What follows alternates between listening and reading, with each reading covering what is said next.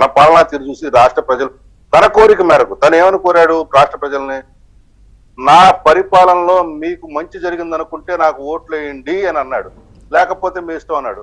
మంచి జరగలేదు అనుకున్నారు, 11 ఇచ్చారు. ఆ 11 కూడా ఇచ్చేవాళ్ళు కాదు, ఇతని యొక్క నిజనైజం తెలిసినట్లయితే.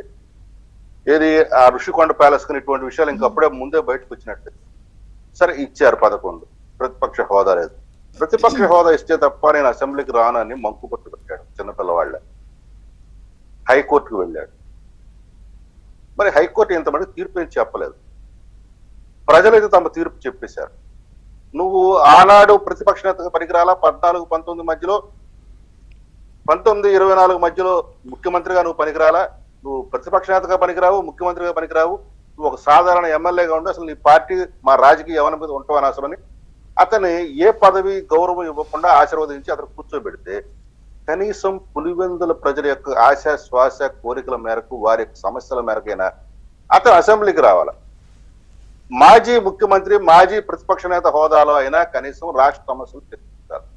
నేను అవి చర్చించనంటున్నాడు. ఈ రోజు వరకు 24 నుంచి ఈ రోజు వరకు వచ్చిన తర్వాత ఒక్కటంటే ఒక్కటి కన్స్ట్రక్టివ్ సూచన ఈ రాష్ట్ర ప్రభుత్వాన్ని చేసింది కానీ లేదు, రాష్ట్ర ప్రభుత్వాన్ని విమర్శించడంలో విధానపరమైన అంశాలు కానీ మీరు నాకు ఒక్కటంటే ఒక్కటంటే చెప్పండి, నాకు నేను సవరించుకుంటాను. అతను ఎప్పుడు బయటకు వస్తున్నాడు రాష్ట్రంలోకి? ఒక శవం కనపడితేనో ఎవరన్నా జైలుకు వెళితేనో రాష్ట్రానికి వస్తున్నాడు. వాళ్ళతో ఆ సమస్యలు అయిన తర్వాత రాష్ట్ర ప్రజలను ఉద్దేశించి మాట్లాడుతున్నా అన్నట్లుగా మాట్లాడుతూ, మీరు ఇందాక చెప్పారు ఉపోద్ఘాతము, కనీసం స్పృహ ఉండాలా, ఇది ప్రజా సమస్య నాటకం అన్నా చేయాలనేది, కనీసం ఆ నాటకం కూడా చేయకుండా సోషల్ మీడియాకి ఒక ముడి సరుకులా తయారవుతున్నాడు. అవునా, మీమ్స్, జోకులు, ట్రోలింగ్లకు ఒక మెటీరియల్ గా ప్రొడ్యూస్ చేస్తున్నాడు ఆయన.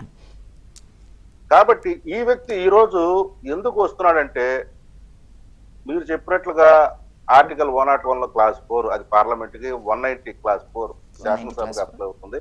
దాన్ని త్రిపులార్ గారు పదే పదే ఎత్తి చూపటం, దాన్ని స్పీకర్ గారు కూడా నొక్కి వక్కాణించడంతో ఎందుకు లేనిపోయిన తలకనిపి నేను ఈరోజు చెప్తున్నానమ్మా, ఖచ్చితంగా ఈ పథకం ఇతను 60 రోజుల పాటు రాకపోతే ఈ కూటమి ప్రభుత్వంలో ఖచ్చితంగా అటువంటి నిర్ణయం జరుగుతుంది. నిర్ణయం జరిగిన తర్వాత మళ్ళీ ఎలక్షన్ కంటూ వెళితే కనీసం 5 సీట్లు కోల్పోయే అవకాశాలు ఎక్కువ.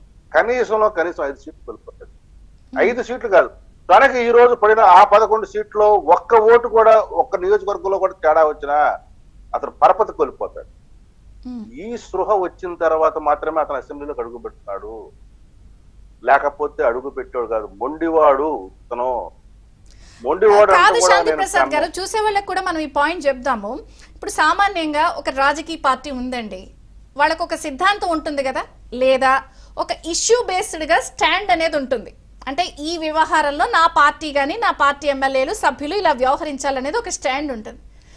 వైసీపీ జగన్మోహన్ రెడ్డి గారు ఏం చెప్పారు అసెంబ్లీ స్టార్ట్ అయినప్పుడు, మాకు మాట్లాడుకునేంత టైం ఇవ్వరు, అయినా మేము వెళ్ళాం, ప్రెస్ మీట్లో మాట్లాడి అక్కడికి వెళతాము, వాళ్ళు అక్కడి నుంచి జవాబు చెప్పాలన్నప్పుడు అసెంబ్లీలోనూ అదే స్టాండ్ ఉండాలి, మండలిలోనూ అదే స్టాండ్ ఉండాలి.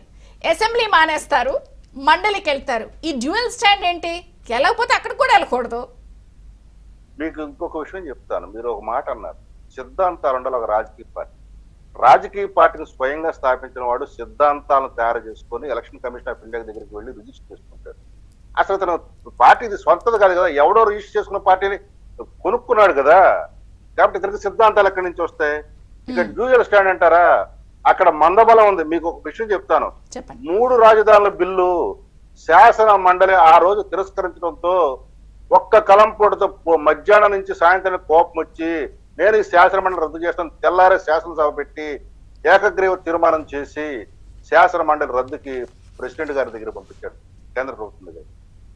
అది పెండింగ్ లో ఉండగా మళ్ళీ అవసరం వచ్చింది కాబట్టి కొంతమంది శాసనసభ మండలికి సభ్యులు ఎన్నిక కావడంతో మళ్ళీ పీచేమూడని మళ్ళీ దానికి కొంతమంది సభ్యులు పంపించాడు. ఈ రోజు అందులో తనకు మెజారిటీ వచ్చింది కాబట్టి శాసన మండలి అంటున్నాడు. కానీ నిజంగా అతను తన స్టాండ్ కట్టుబడిన వ్యక్తి అయితే ఆ రోజు నేను కాదన్నాను శాసన మండలిని, ఈ రోజు నేను వాళ్ళని ఎట్లా అంగీకరిస్తాను, వాళ్ళు నా సభ్యులు కాదని చెప్పాలా? చెప్పే ధైర్యము దమ్ము ఉంది అతనికి లేదు. అతను అవకాశవాది, అతను ఒక పచ్చి వ్యాపారవేత్త తప్ప రాజకీయ అదే నాయకుడు నేను అంటుంది కాదు. ఇప్పుడే వెళ్తే అసెంబ్లీకి మండలికి 2 వెళ్ళాలి.